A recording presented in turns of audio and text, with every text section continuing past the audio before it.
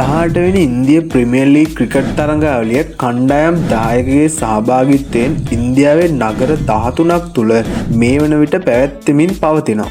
IPL ඉතිහාසයේ ප්‍රථම වරට තරඟාවලිය කණ්ඩායම් දෙකක් යටතේ පැවැත්වීමට මෙවර තීරණය කරලා තියෙනවා. ඒ කාණ්ඩයෙන් Chennai Super Kings, Kolkata Knight Riders, Rajasthan Royals, Royal Challengers Bangalore සහ පංජාබ් කිංස් කියන කණ්ඩායම් පහ තරඟ වදින්න නියමිතයි. B කාණ්ඩයෙන් තරඟ වදින්නේ Mumbai Indians, Sunrisers Hyderabad, Gujarat Titans, Delhi Capitals හා ලක්නව් සුපර් ජයන්ට් යන කණ්ඩායම් පහය. මෙවර තරඟාවලියට ශ්‍රී ලංකාවෙන් ක්‍රීඩකයින් 8 දෙනෙක් එක්වලා තියෙනවා. ඒ අතර මතීෂ පතිරණ චෙන්නයි සුපර් කිංස් කණ්ඩායම නියෝජනය කරන අතර වනිදු හසරංග සහ මහේෂ් තීක්ෂණ රාජස්ථාන් රොයල්ස් කණ්ඩායම නියෝජනය කරනවා. රොයල් චැලෙන්ජර්ස් බැංගලෝර් කණ්ඩායම නුවන් තුෂාර තෝරගෙන තියෙනවා.